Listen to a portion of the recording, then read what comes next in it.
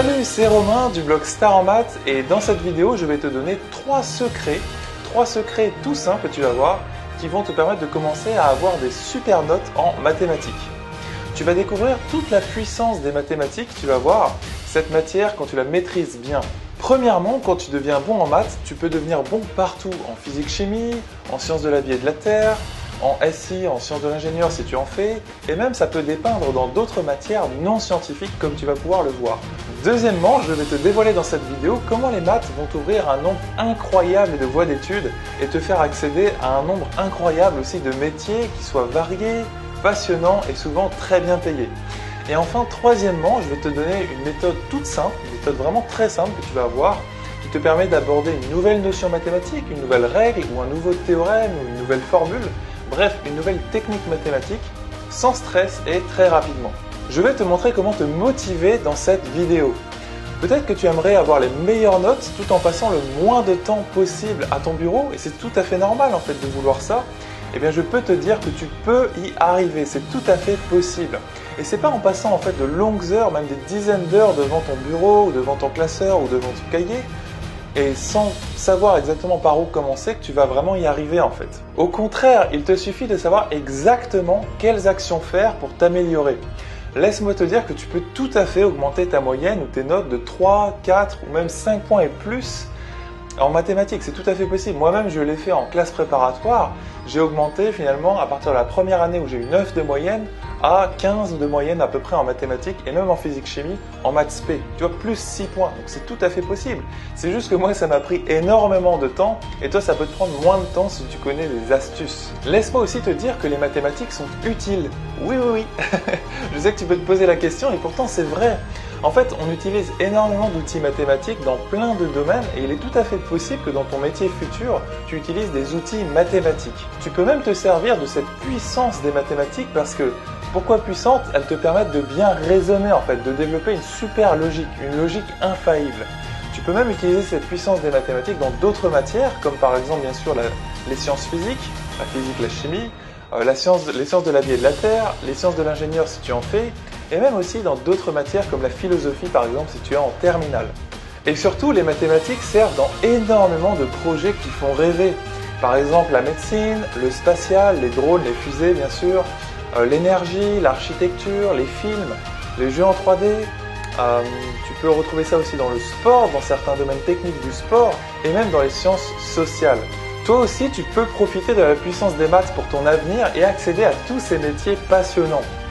Toi aussi, c'est ça que je veux te dire, toi aussi tu peux y arriver à réussir à comprendre cette matière et à augmenter tes notes concrètement, c'est tout à fait possible en fait. Dans la suite de cette vidéo, j'ai des conseils intéressants à partager avec toi. En fait, tu peux progresser en mathématiques, c'est tout à fait possible, il faut juste savoir comment s'y prendre, j'insiste vraiment là-dessus. Et en plus, elles te permettent de t'ouvrir un nombre incroyable de portes. Imagine, tu as un dossier génial avec des appréciations motivantes que beaucoup de personnes t'envient. Imagine tous les métiers que tu pourrais faire. Tu pourrais devenir par exemple ingénieur dans les drones ou dans la cosmétique ou dans le son ou dans la 3D. Moi je sais que j'adore la 3D par exemple. Ou tu peux aussi par exemple si tu veux devenir vétérinaire, tu vas avoir besoin de bonnes notes en sciences. Et ben voilà, si tu réussis à t'améliorer en maths, tu vas voir que ça va te permettre de t'améliorer aussi dans les autres matières. Imagine que tu aies un super métier qui te motive, qui te passionne tous les jours, des opportunités géniales et aussi un salaire qui suit, bref une super situation. Imagine ce qui serait possible pour ton avenir et tu peux y arriver en commençant dès maintenant, c'est tout à fait possible en fait.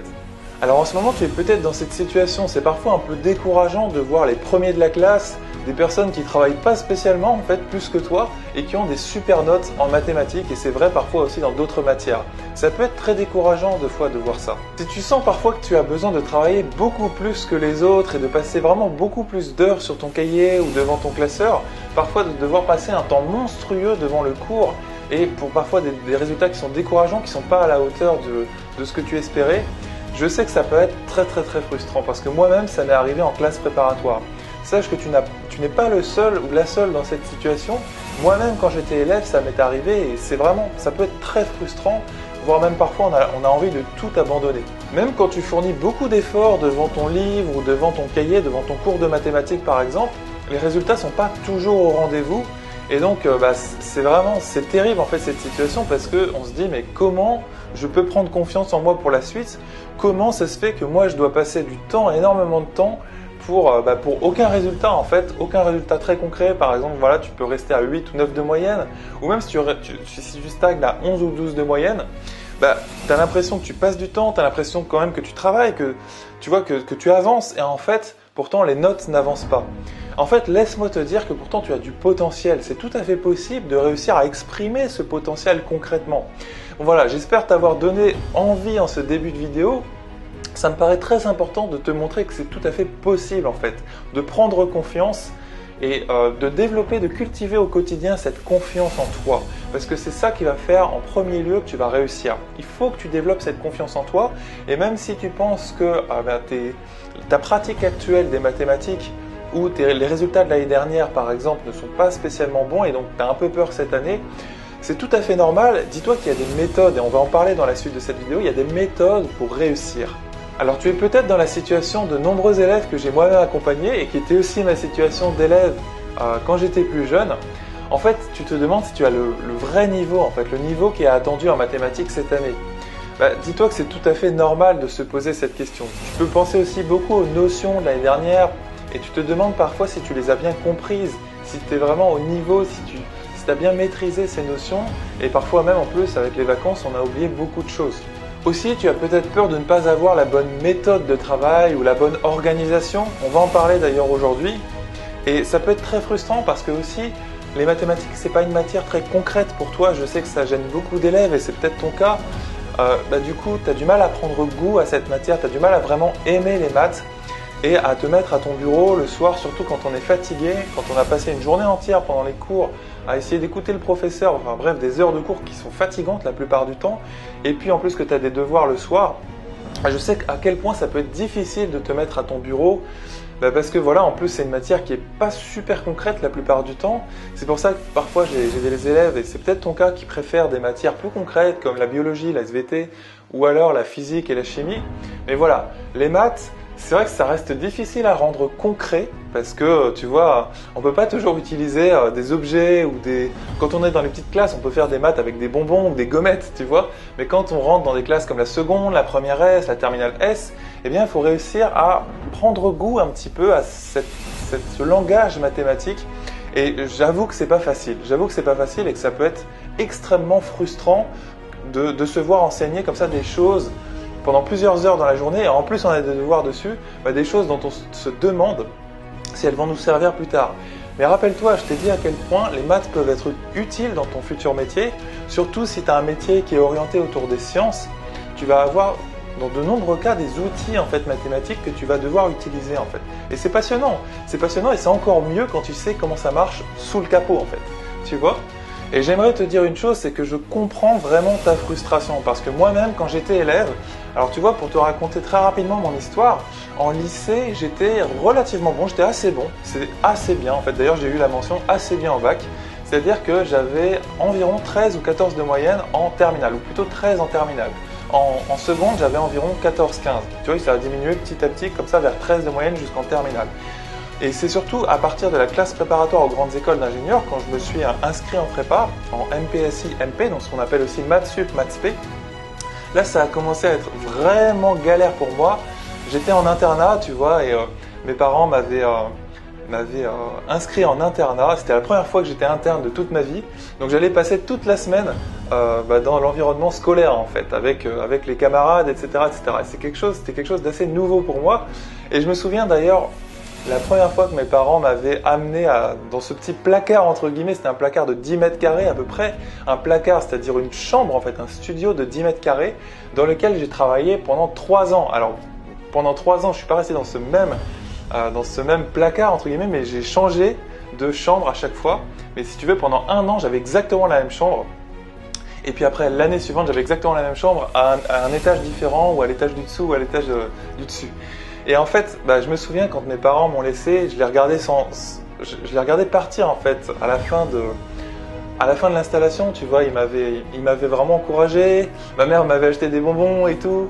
Et puis bah voilà, il m'avait donné tout ce qu'il pouvait pour que je parte du bon pied dans cette année scolaire. C'était début septembre 2003 déjà, et oui, ça remonte.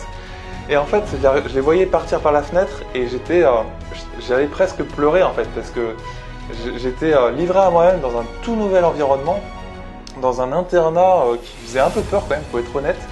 Et puis je savais que j'allais avoir énormément de challenges au niveau scolaire, que les cours allaient être super durs, etc. Et ça n'a pas manqué. Je peux te dire qu'après plusieurs semaines, j'ai eu d'ailleurs une espèce de frayeur parce que à un moment donné, j'avais des problèmes de sommeil parce que je travaillais énormément le soir et je me couchais beaucoup trop tard. Peut-être que d'ailleurs tu fais cette erreur toi aussi. C'est vraiment une erreur que je te conseille de ne pas faire. Il ne faut pas se coucher trop tard, peu importe si tu n'as pas tout compris encore sur le cours ou sur un exercice. Il faut remettre les choses à plus tard, au lendemain, si jamais tu dépasses minuit, il faut vraiment se coucher en fait, il faut dormir parce que le sommeil c'est la base en fait, c'est le fuel de ton corps, il a besoin de se ressourcer pendant la nuit, enfin c'est la base, tu vois, je ne vais pas t'apprendre ce que c'est que le sommeil. Et moi j'ai eu un problème de sommeil justement après quelques semaines, voire quelques mois de travail, après 2 ou 3 mois de travail, et j'ai failli tout abandonner parce que j'arrivais plus à dormir. Et c'était assez terrible en fait, j'étais vraiment dans une situation très difficile, c'est-à-dire que le soir quand j'essayais de m'endormir j'avais une tachycardie, c'est-à-dire j'avais mon cœur qui commençait à battre très très vite et je ne savais pas pourquoi en fait. Et en fait je pense que c'était dû à tout le stress que j'accumulais, toutes les notions en maths et aussi en physique que j'arrivais pas à comprendre ou que je comprenais pas bien, et aussi les premières notes que j'obtenais dans cette classe qui n'étaient pas très bonnes en fait, et avec des notes qui n'était pas bonne comme ça. J'avais à peu près 9 de moyenne et j'étais dans les 25e sur 35 élèves dans ma classe. Et bien tu te rends compte que j'allais pas réussir à obtenir une super école de cette manière. Donc en fait, il fallait absolument que je trouve un moyen pour progresser et déjà que je sorte de ce trou. En fait, j'étais au fond du puits, au fond du trou, comme on peut dire, parce que j'avais un problème de santé. J'avais presque failli abandonner. J'avais dit à certains amis que j'allais abandonner, etc. Donc d'ailleurs, j'avais certains autres amis qui avaient abandonné, qui étaient partis en université ou dans un autre cursus.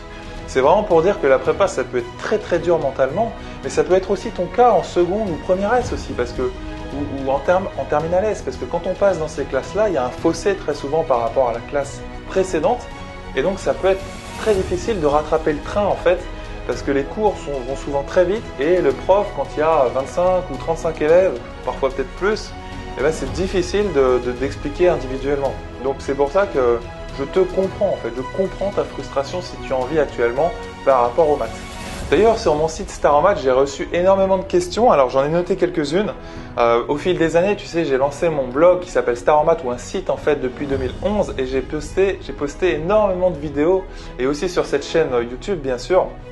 Et en fait on m'a demandé, par exemple, quand je lis un énoncé, je ne sais jamais comment aborder les questions, j'ai du mal à utiliser mes connaissances, peut-être que c'est ton cas aussi, alors que quand je regarde la correction, ce sont pourtant des choses que je connais. Il y a toujours un moment où je ne comprends pas la question, ou alors je ne vois pas comment faire pour y répondre en fait. Comment faire pour savoir aborder une question d'un exercice de seconde, de première S ou de terminale S? Tu vois, peut-être que c'est des questions que tu te poses actuellement, et moi-même en tant qu'élève, c'est des questions auxquelles je ne savais pas répondre en fait. Et au fil des mois, au fil des années, c'est seulement en fait à la fin de ma maths P, à la fin de 3 ans d'études en classe préparatoire, que j'ai réussi à comprendre comment on pouvait aborder un exercice et comment réellement appliquer ses connaissances en fait. Parce que tu vois, on a beau lire les formules, c'est peut-être ton cas, on a beau un peu comprendre en fait, juste un peu comprendre la logique ou l'intuition derrière une formule de maths, et finalement c'est pas ça qui va t'aider. Enfin, c'est bien de commencer à comprendre, mais c'est que le début en fait, c'est pas réellement ça qui va t'aider à avoir les points en devoir surveiller ou en contrôle en fait. C'est juste comprendre une notion, ça ne suffit pas. Donc on m'a posé aussi cette question, lorsque je me retrouve face à un exercice de maths, parfois j'ai l'idée pour le résoudre, mais ma rédaction est soit incomplète, ou alors il manque des justifications, ou alors les rapports logiques sont mal placés, donc soit mal organisés aussi.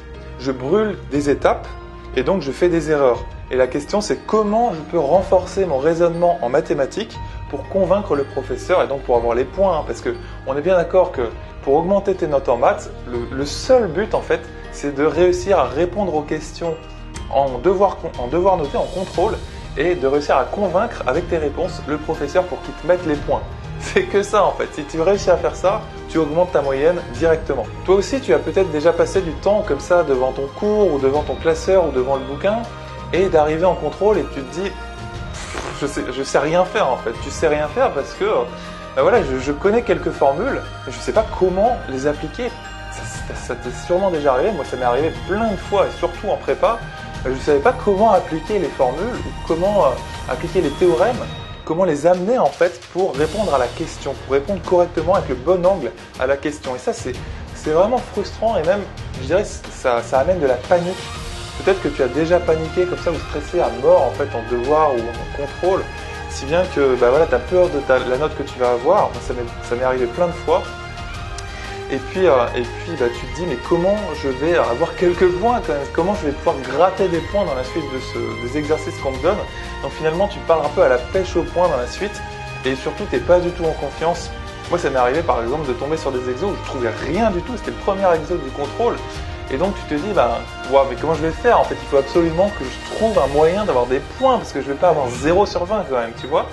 0 sur 20, ce serait la honte, tout le monde se moquerait de moi, mes parents seraient absolument déçus, etc. Mais moi-même, je serais déçu de moi-même. Et donc, ça veut dire que tu pars à la pêche au point dans la suite, et en plus, ça ne te met pas du tout en confiance. Enfin, quand tu ne réussis pas les premières questions d'un contrôle, souvent, on perd pied, en fait. Enfin, tu peux avoir des réactions, genre, tu rougis presque de honte tout seul sur ta chaise. Moi, je sais que ça m'est déjà arrivé, ou alors ton cœur se met à battre plus vite. Enfin bref, c'est les réactions du stress, les réactions du corps humain et je souhaite vraiment te les éviter avec toutes les méthodes parce que c'est souvent un problème de méthode en fait. Par exemple, quand tu rédiges sur ta copie, tu oublies des arguments clés ou des points importants dans ton raisonnement qui permettent de convaincre le professeur. Parce que tu sais, en maths, il y a un truc qui passe pas, peut-être que tu as déjà essayé, tu as essayé de glisser comme ça la bonne réponse ou une réponse intuitive et c'est en espérant avoir les points, mais en fait la plupart du temps ça ne fonctionne pas parce que tu sais, le professeur de maths il voit bien ça. Et en fait, justement, c'est à ça que ça sert les maths, c'est à réussir à raisonner correctement et à poser ton raisonnement sur papier.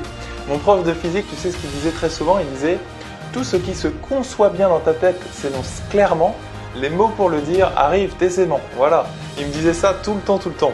Et donc, comme je te disais, c'est vraiment ce que j'ai découvert moi aussi en tant qu'élève. Après avoir galéré en prépa, j'ai commencé avec des 9, des 8 parfois en début de prépa, en début de maths sup, en mathématiques et aussi en physique, c'était encore pire que ça. J'avais pas compris du tout la physique. Et pareil, hein, y a des méthodes de travail parce que c'est vraiment ça que j'ai découvert. Tu vois, j'ai réussi à devenir premier de ma classe en maths spé après des mois de galère, à réussir à augmenter mes notes alors que je peux t'assurer une chose, c'est que les maths en maths spé, les maths en classe prépa, c'est quand même pas facile. Hein.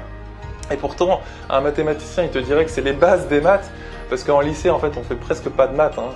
On en fait, on a l'impression d'en faire, mais les vraies maths, quelque part, ça commence dans le supérieur, après le bac. Et notamment en classe prépa, où on voyait tout ce socle mathématique, et je peux te dire que j'ai mis du temps à comprendre tout ça, et pourtant, en fait, c'était quoi la différence principale? Qu'est-ce qui m'a fait progresser à ce point? C'est ma méthode de travail. Et c'est ça que j'aimerais te donner comme premier secret. Ce premier secret, c'est ça.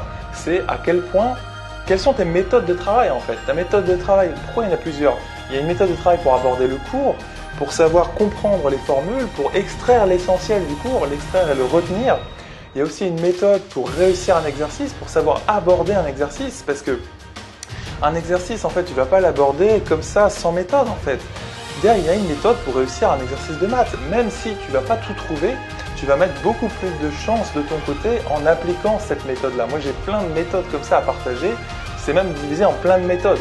Mais il y a quand même une méthode générale pour aborder un exercice. Et même si tu ne trouves pas tout, tu peux quand même réussir à avoir quelques points, à grappiller quelques points en contrôle. Donc c'est quand même plutôt bien. Et surtout, il y a une méthode aussi qui te permet de réussir ou de mettre plus de chances de ton côté pour gérer un contrôle ou un devoir noté ou un examen si tu passes le bac cette année par exemple. Il y a plein de méthodes à ce niveau-là, tu vois, et c'est en connaissant ces méthodes dont on ne parle d'ailleurs jamais à l'école. Hein. Très souvent, le professeur, il ne parle pas de ces choses-là. La seule chose que fait le professeur, et c'est peut-être le cas de ton professeur actuellement, il va parler de maths en fait au tableau et il va oublier de te donner ses méthodes. Et tu vas voir, on va en parler après, mais c'est vraiment fondamental en fait les méthodes. Si tu veux faire une énorme différence dans tes notes, et ça peut te servir aussi dans d'autres matières, que ce soit en physique, chimie bien sûr, dans les autres matières scientifiques, mais ça peut aussi te servir en philo ou aussi à bien construire un plan par exemple pour répondre en français ou en philosophie, c'est tout à fait possible. Donc en fait, une meilleure logique, un meilleur raisonnement, c'est ça que procurent les maths en particulier. Et évidemment, si tu t'orientes vers un métier scientifique, ça va te permettre de mieux comprendre les outils mathématiques, notamment les outils statistiques que tu peux utiliser en médecine ou dans certaines autres sciences sociales, ou je sais pas, en géographie de temps en temps, on utilise des outils statistiques. Donc voilà, ça va te permettre de mieux comprendre ça. Et puis, mais vraiment au-delà de ça, toi, le fond des maths, c'est d'acquérir une super logique, je vais réussir à le dire, une super capacité à raisonner. Tu vois? Donc voilà, si tu veux progresser en maths, c'est pas seulement les maths en elles-mêmes de cette année qui vont compter, c'est à quel point tu améliores tes méthodes de travail. Et j'ai justement plein de méthodes de travail à partager avec toi parce que tu vois, moi je suis passé justement par ce chemin d'élève. Si par exemple tu as un professeur qui est surdiplômé, tu vois, qui n'a jamais eu de problème avec les maths, c'est-à-dire qu'il a toujours été bon, il a toujours été matheux entre guillemets, en fait il ne saura pas vraiment te transmettre convenablement les notions mathématiques, les formules, les théorèmes, etc. parce qu'il ne sera jamais passé par des difficultés en tant qu'élève lui-même. Tu vois ce que je veux dire? Alors que moi je suis passé par ces difficultés, j'étais pas non plus le dernier de la classe, mais j'étais parmi les derniers en classe prépa et j'ai réussi à progresser en fait, à remonter la pente.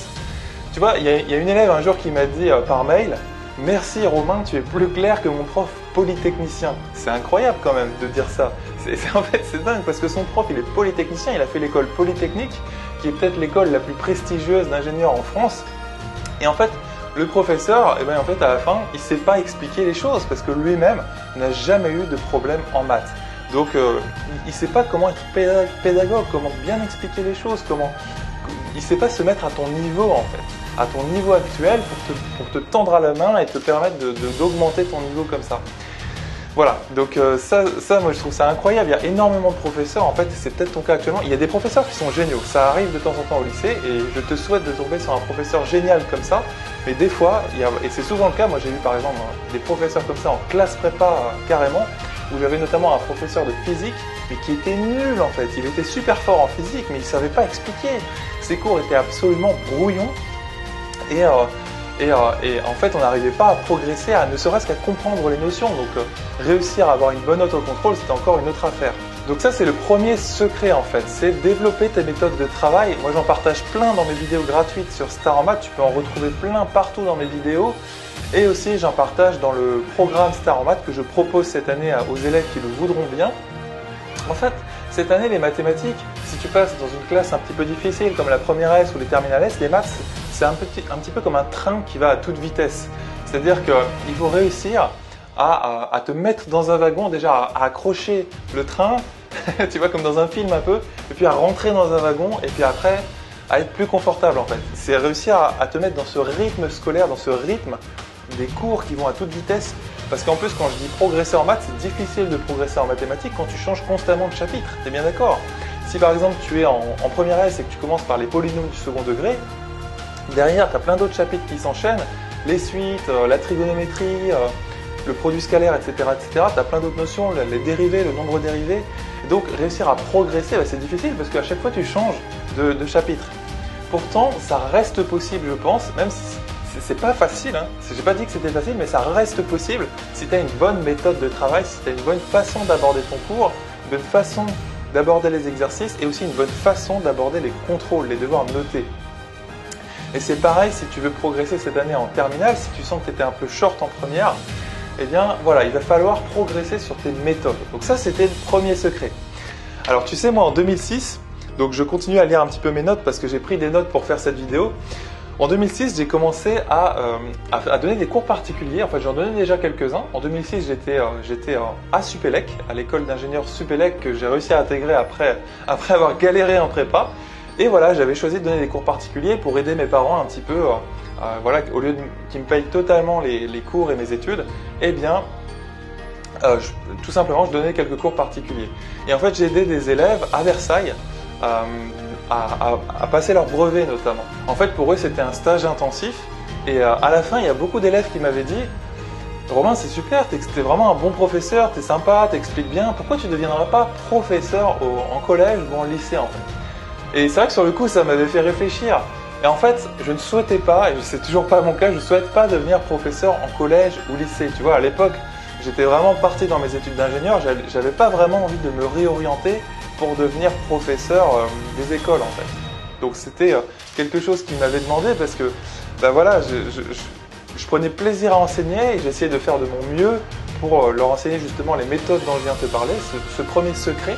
Et d'ailleurs, peut-être que c'est l'origine de ça, cet élève qui m'avait posé cette question, Romain, pourquoi tu ne serais pas professeur en collège, bah, qui m'a fait démarrer Star en maths quelques années plus tard, beaucoup plus tard, en 2011. J'avais déjà fini mes études depuis 3 ans. Et finalement, bah, tu vois, j'ai monté cette chaîne YouTube et on a atteint d'ailleurs il y a peu de temps les 4 millions de vues. D'ailleurs, je te remercie si tu as regardé quelques-unes de mes vidéos parce que c'est génial, c'est grâce à toi aussi et j'espère t'avoir aidé parce que en fait c'est la seule raison pour laquelle j'ai monté cette chaîne, c'est pour pouvoir transmettre le message, transmettre mes galères d'élèves qui avaient galéré comme ça en prépa, qui étaient frustrés par plein de choses, qui avaient failli abandonner. Toute cette histoire, en fait, j'ai voulu la transmettre sur Star en maths. Et donc je me suis mis à faire des centaines de tutoriaux, j'ai voulu améliorer, perfectionner ma méthode d'enseignement et c'est pour ça qu'est né Star en maths que tu regardes aujourd'hui. Alors rentrons dans le vif du sujet du deuxième secret que j'aimerais partager avec toi. C'est un secret qui te permet de comprendre un nouveau chapitre en mathématiques. C'est tout simple en fait comme secret, c'est surtout une méthode un petit peu pour aborder une nouvelle notion. Alors comment faire ? Eh bien, plutôt que de laisser tes émotions te submerger, parce que très souvent en mathématiques, et c'est aussi vrai dans n'importe quel sport ou dans n'importe quelle discipline dans laquelle tu souhaites t'améliorer, parfois on laisse les émotions nous submerger. La peur, la panique, la peur de ne pas progresser, la peur de la prochaine note, l'excitation aussi quand on a envie d'avoir des résultats tout de suite, alors qu'en fait il faut réussir à écarter petit à petit ou à taire ces émotions.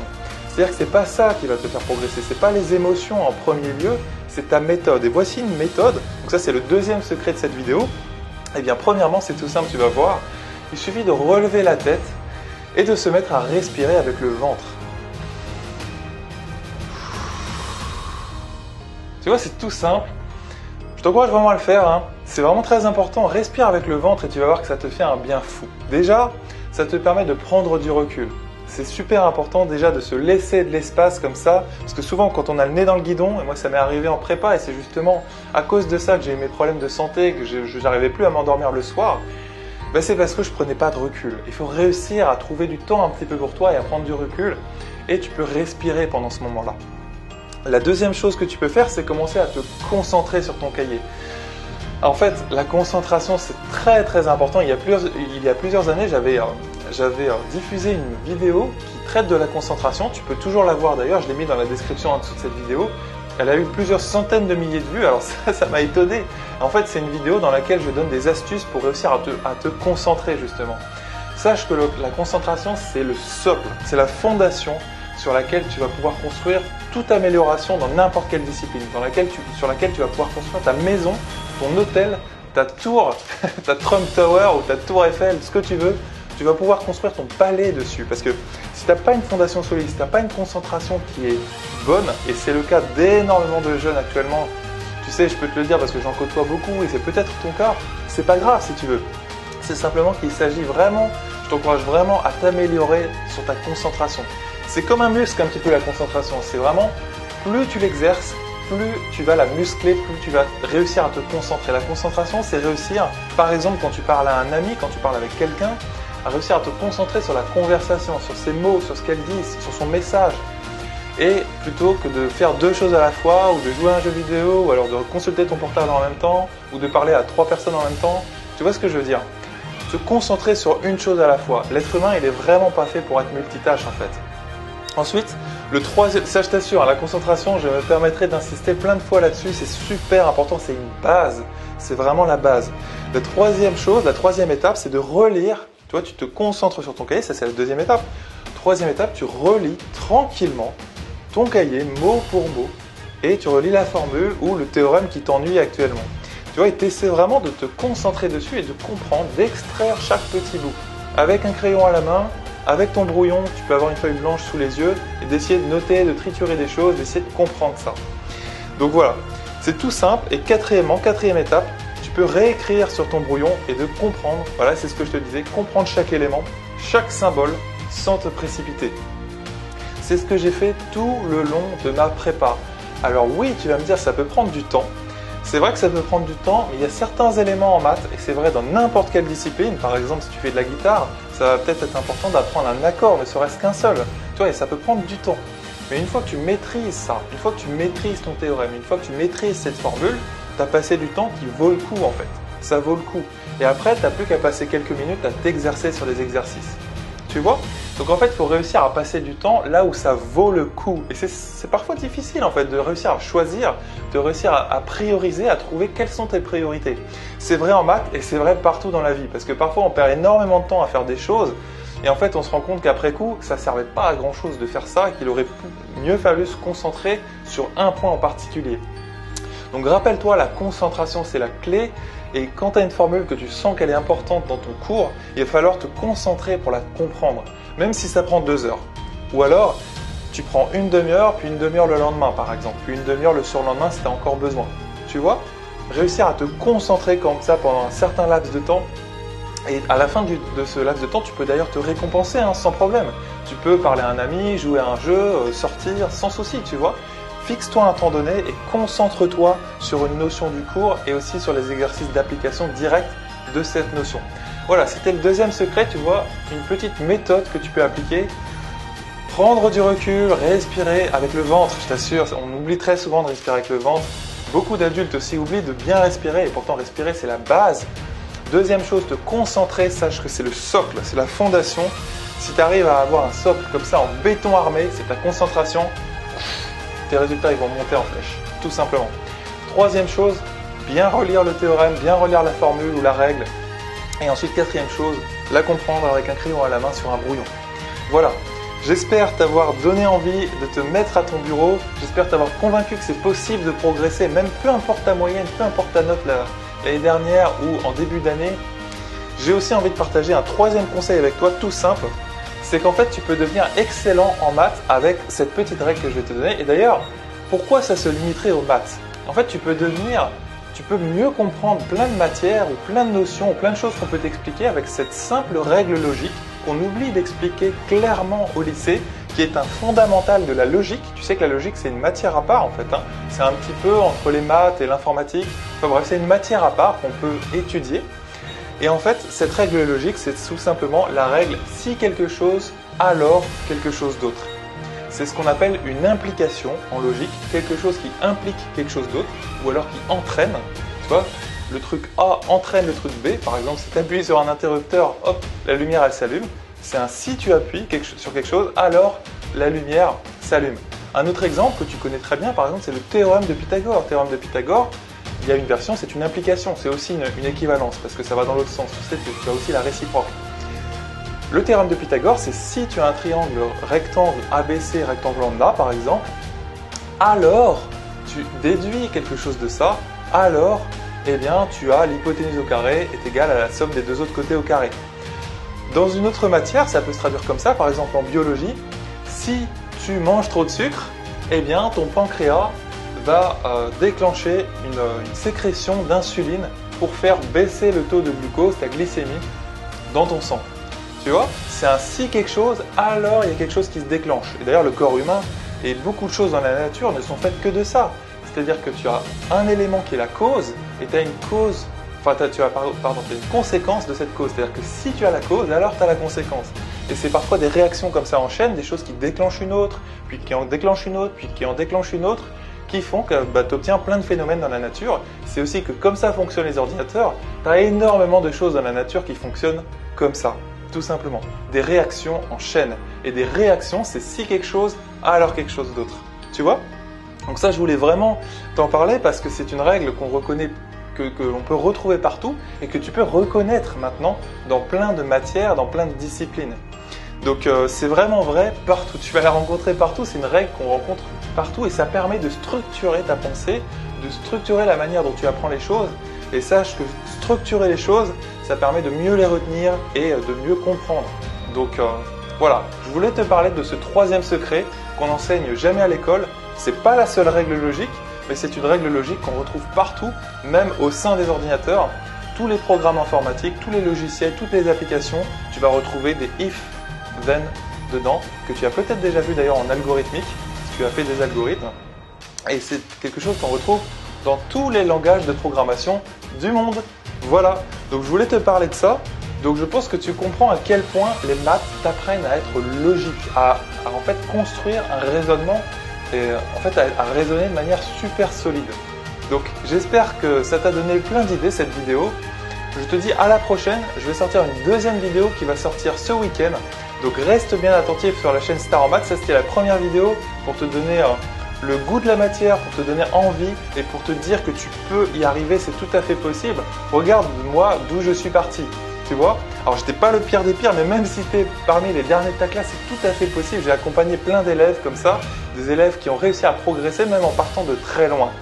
Donc ce week-end, je vais sortir une deuxième vidéo et voilà, j'espère que cette première vidéo avec ces 3 secrets t'aura convaincu de réussir, de vouloir progresser dans cette matière et t'aura donné envie peut-être d'aller vers un métier fascinant. Par exemple, moi j'ai travaillé dans l'imagerie médicale et je peux te dire que c'était fascinant de travailler avec des neurochirurgiens, des cardiologues, c'est dur à dire, bref, des médecins spécialistes comme ça et aussi des chercheurs en sciences.